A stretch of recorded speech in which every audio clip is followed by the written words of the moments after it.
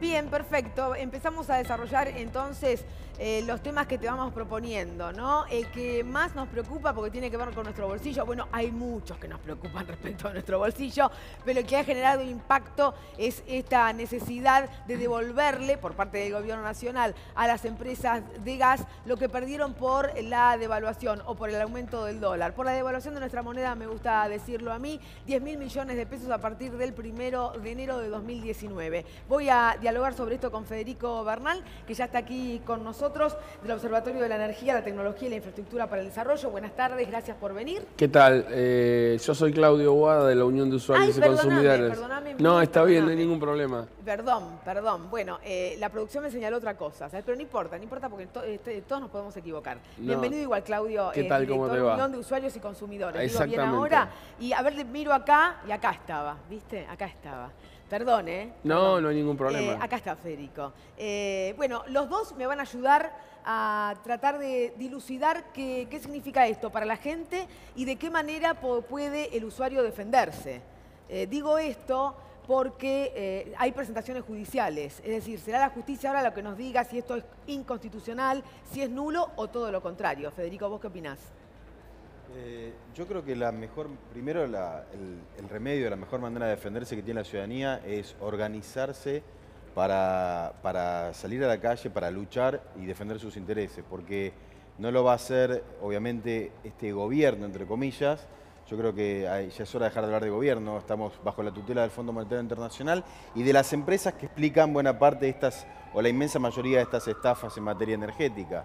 Eso por un lado. Como el gobierno no va a hacer nada, que es el gobierno de las empresas y el FMI, entonces le queda al pueblo, a la ciudadanía, poder elaborar las herramientas para defenderse. Y después recurrir a la justicia, hay una catarata de amparos y denuncias. Yo creo que o por lo menos lo que estamos viendo nosotros, que para las asociaciones de defensa de los derechos de los usuarios y consumidores, cuesta cada vez más llevar a la práctica esto por los costos que tiene. Precisamente. Ahora, yo quiero saber, porque acá ha habido como una especie de amenaza, digo yo, de Iguacel, donde él dice, si aceptamos esto que proponen, vamos a tener que pagar unos 90, 100 pesos más a la factura que ya viene con los aumentos conocidos. Si no aceptamos esto, podemos llegar a pagar en una factura de 3.000 pesos, 6.000 o 9.000. Bueno, es decir, puede ser peor. Iguacel es un gran mentiroso. Miente, creo que está al nivel de Marcos Peña. Él dice, se va a pagar el doble si no se acepta esto. Se va a pagar el doble porque era el precio al que Aranguren había fijado que teníamos que pagar el gas en Boca de Pozo en octubre. O sea, Cambiemos nos está salvando de Cambiemos. Esa es la gran perversidad que hay detrás de todo esto. Claudio.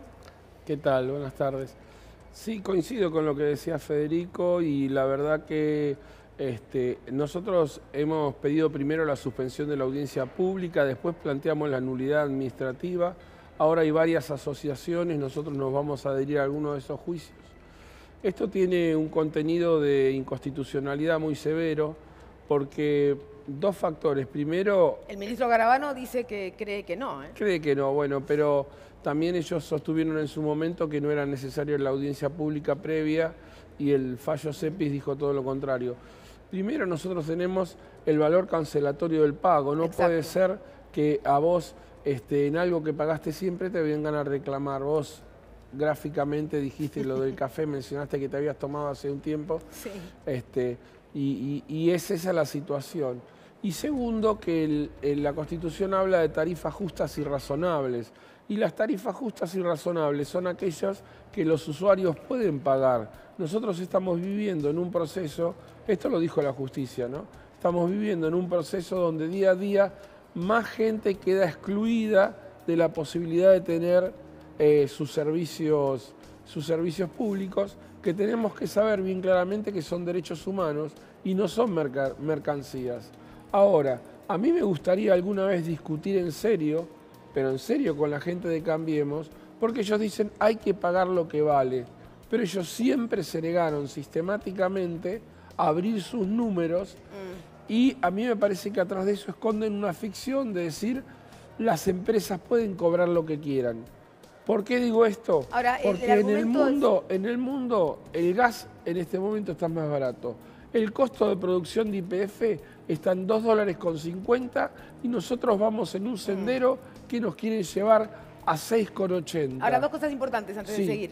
¿Esto está contemplado en el contrato, en esa letra chica de la que, por supuesto, los usuarios desconocemos? Dos, ¿esto ha pasado por la audiencia pública?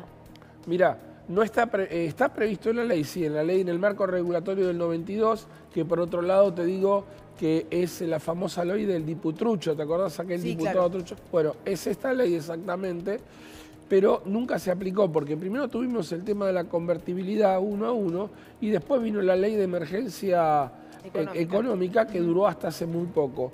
Y recién ahora se dolarizan las tarifas. Entonces, este proceso, este sacudón tan grande y de querer hacernos pagar lo que ya pagamos de vuelta, no creo que sean solamente 50 o 90 pesos por mes. En la audiencia pública, las distribuidoras dijeron que ellos no querían cobrar esta suma en 6 cuotas, sino en 24, Exacto. porque iba a ser un escándalo que iba a generar una convulsión tan grande de cantidades de personas que no pueden pagar. No creo que eso lo dijeran por 90 pesos por mes. Federico, porque en definitiva la audiencia que se discutió, que en lugar de pagarlo en 6, lo vamos a pagar en 24. En la audiencia fue lamentable la presentación o la postura del presidente del Enargás. El Enargás es el ente regulador del gas que debe estar está para velar por los intereses y la seguridad jurídica de los usuarios. Y lo que hizo el señor Reutemann, el presidente del ente, fue en las distintas aperturas de las audiencias que se realizaron en distintas provincias, exponer la posición de las empresas. Esto hay que hacer, esto hay que aplicar, un poco lo mismo que Iguacel. Esto hay que hacer, esto hay que aplicarlo porque si no las empresas no van a poder invertir lo suficiente para expandir las redes de gas. Bueno, un poco la teoría del derrame finalmente, que si nosotros no pagamos más la tarifa, ellos no tienen el dinero suficiente como para invertir. Que si nosotros pagamos más cara la tarifa, entonces sí, por el efecto derrame. Lo cierto es que las empresas no están invirtiendo, la expansión de la red de gasoductos son apenas maquillaje, que va a Iguacel, inaugura una ampliación para 50, 100, 200 familias, cuando por ejemplo cancelaron el gasoducto del NEA que iba a beneficiar a 755.000 usuarios. Entonces, ahora nos dicen que el gas sobra, sí, el gas sobra por la recesión, el gas sobra por la desindustrialización, por la destrucción del mercado interno, se consume menos, en porque la definitiva. gente vive cada vez peor, porque le cuesta, porque ya las tarifas son impagables desde un mes, sobra gas para exportar, las empresas no necesitan invertir, porque no están apuradas por un crecimiento de la demanda y porque además están ganando miles de millones de pesos todos los meses, y esto, Rosario, es lo más importante, las empresas tienen el poder. A ver, tarifas, Vero. Sí, exactamente. Rosario, tarifa, usuarios, y hablamos de usuarios domiciliarios, pero también pequeñas y medianas empresas. Tengamos en cuenta que el impacto es muy importante. ¿Y cuál es la sensación? Una encuesta en el área metropolitana, pero también en el conurbano, en el oeste, en el norte y en la zona sur. La zona sur del conurbano bonaerense, la más afectada, por lo menos así lo están percibiendo los usuarios. El 38% de los usuarios encuestados dice que no puede pagar las facturas. Ahora, si nos retrotraemos unos meses atrás, hace 3 meses, el 33% decía que no podía pagar las facturas. Y hace Así que va en 6 meses, aumento. exactamente, el 22%. Ahora, el 38% de los usuarios domiciliarios admiten que no pueden pagar la tarifa del gas. En el área metropolitana, el 75% considera que es cara o impagable. El 75% está observando que la situación es cada vez más grave, pero ese número trepa en el sur del conurbano al 83%. En el sur del conurbano, sobre todo, tengamos en cuenta zonas industriales, pero además zonas más humildes, donde el impacto es muy importante. Hay más datos y tiene que ver con otros servicios. El caso de la luz, en el área metropolitana, el 33% afirma que la boleta de electricidad es impagable, pero vemos cómo también el porcentaje sube y mucho en el sur del conurbano, llegando al 44% que considera que la luz es impagable. Son datos del Centro de Estudios Metropolitanos que, insistimos, encuestaron a vecinos de la ciudad de Buenos Aires, del área metropolitana, del conurbano sur, norte y también del oeste. Bien, eso quiere decir que desmiente a Iguacel, ¿no? Cuando intenta decir el secretario de Energía que acá hay un tema de militantes que son los que protestan. En realidad esto tiene que ver con el bolsillo de todos los argentinos, usuarios, militantes de lo que tengan ganas de ser, que no pueden pagar. Esto es lo que hay que advertir y entender. A ver, Claudio, ¿qué hay detrás de todo esto? A ver si podemos entender. Más allá de la letra chica, si lo dice o no lo dice, si en la audiencia se habló o no se habló, la cantidad de cuotas, yo pregunto, si la gente no lo puede pagar, en su gran mayoría, ¿qué debe hacer el Estado para resguardar al más vulnerable? Exactamente, bueno, lo que pasa que, digamos, la visión que tiene el macrismo del Estado es un Estado que deja que juegue libremente el mercado, y nosotros sabemos que cuando juega libremente el mercado se produce la mayor concentración de la riqueza. Eso de la teoría que recién mencionaba él, la teoría del derrame, eso es una ficción realmente, ¿no? Pensar que cuando estén satisfechos los demás arriba van a dejar correr el agua para que le llegue a los demás abajo, es una ficción, porque los demás arriba siempre construyen una muralla más alta para retener.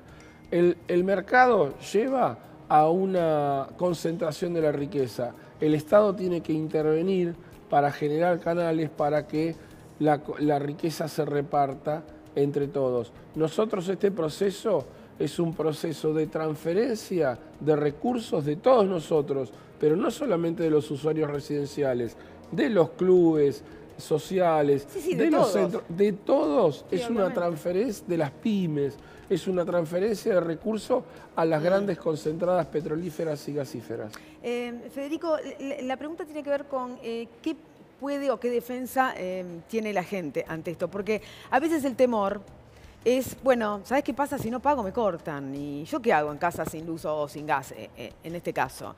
Entonces, porque vos sabés que las asociaciones de consumidores empiezan a sugerir, bueno, qué nota presentar para no pagar esto, que se considera que es injusto, pero igual la gente tiene ese temor. Dice, no, pero no sé, presento esto, y si me cortan, ¿qué hago?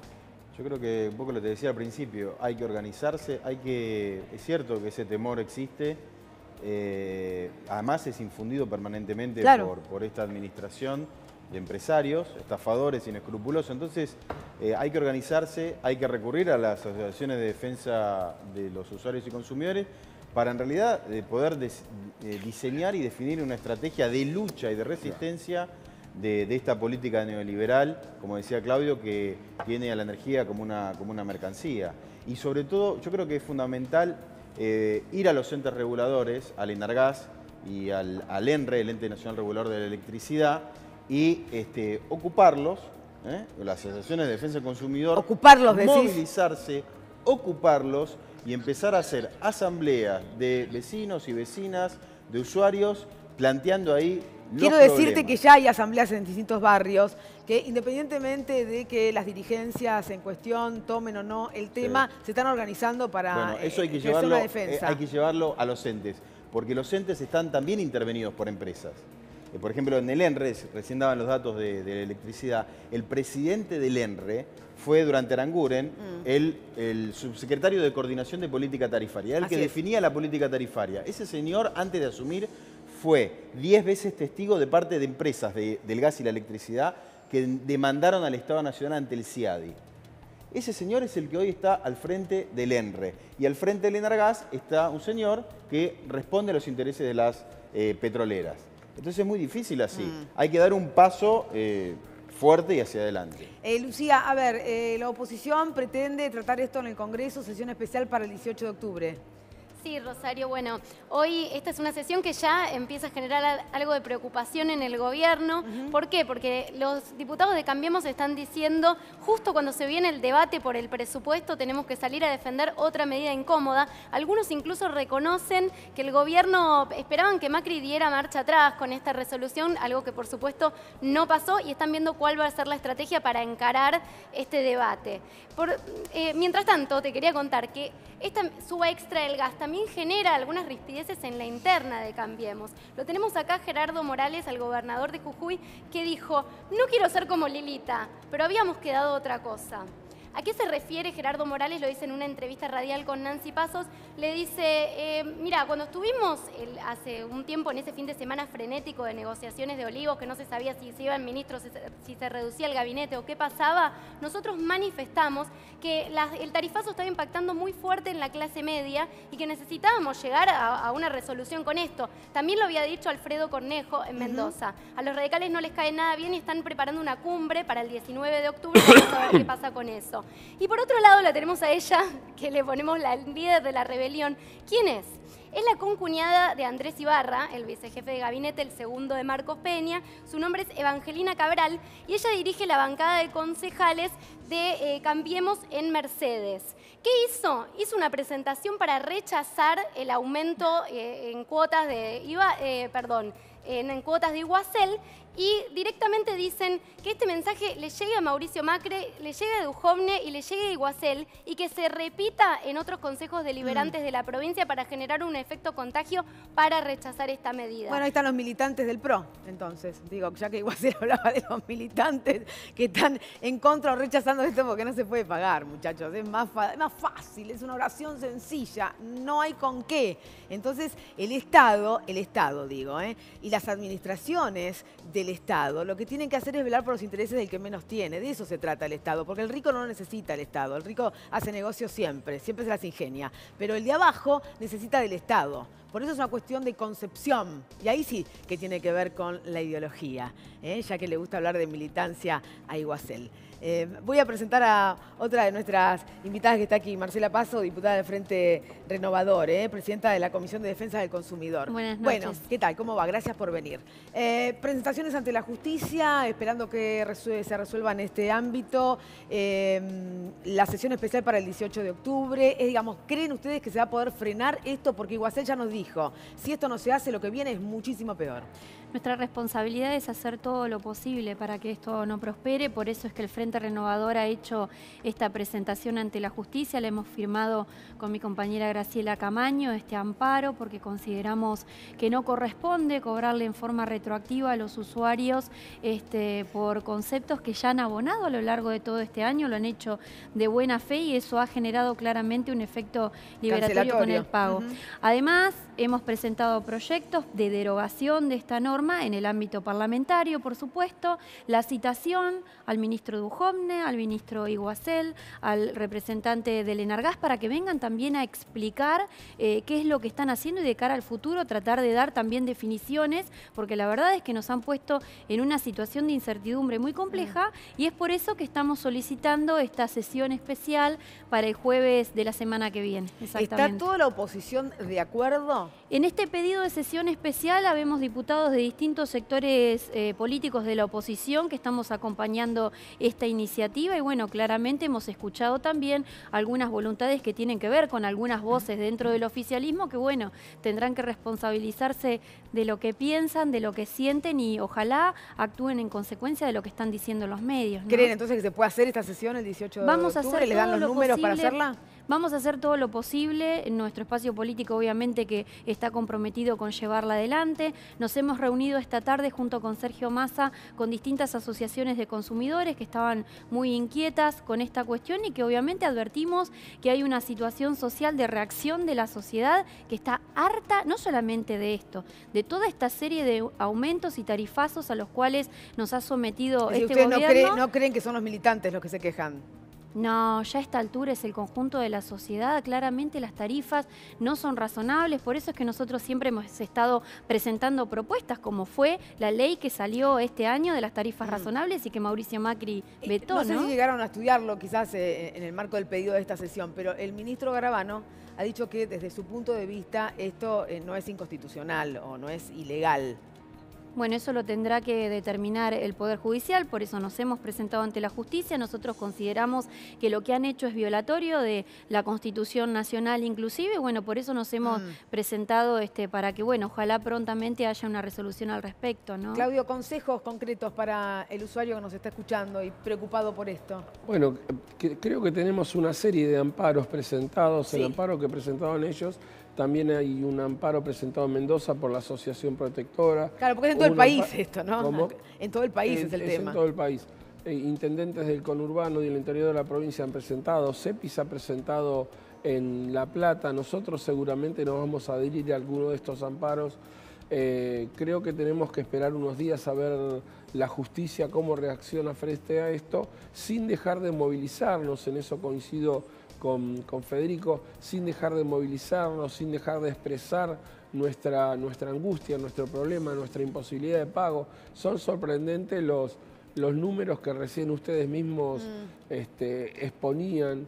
Esto no es una cuestión de militantes de algún partido, esto es una cuestión general, como decía ella recién, donde lo que se llama pobreza energética nos está agobiando día a día más. El alto tarifa, si nosotros pensamos que la tarifa de gas aumentó alrededor de 22 veces desde diciembre del 2015 a la fecha, y los sueldos, con el que más suerte tuvo, aumentó 2 veces, ¿cómo vamos a sostener eso? Pensando que además de las tarifas, otro ingrediente que ha aumentado muchísimo son los alimentos y la canasta básica. La harina 123%. Exactamente. El transporte 116% desde enero de este año a la fecha. Así es. Todos los números son así, excepto lo de los sueldos. Y hoy, la verdad, algo que indigna, la represión a quienes piden que la reapertura de las paritarias, y como contraposición a eso encontramos que graciosamente, sin ningún esfuerzo, se le da una compensación por supuestos daños recibidos a las empresas. Federico, la consulta tiene que ver en esta oportunidad, ¿cómo se comprende que el gobierno tome estas medidas en un momento en que es consciente de la crisis que atravesamos? Y que esto va al bolsillo del más débil. Digamos, ¿cómo se sostiene el decir, nos hicieron creer que antes las cosas eran gratis o que este es el único camino? Como te decía al principio, yo no lo considero un gobierno, o sea, entendiendo un gobierno como un conjunto de argentinos y argentinas que fueron votados y a quienes se les trasladó a través del voto la soberanía popular y el ejercer y el llevar adelante la defensa y la promoción de los derechos y las garantías de los ciudadanos y las ciudadanas. Esto no es así, esto no pasa con este régimen neoliberal, esto es un gobierno de empresarios, que además no es cualquier empresario, porque puede haber un empresario honesto y que no se llene los bolsillos a costa del padecimiento de sus compatriotas. En este caso son empresarios estafadores inescrupulosos.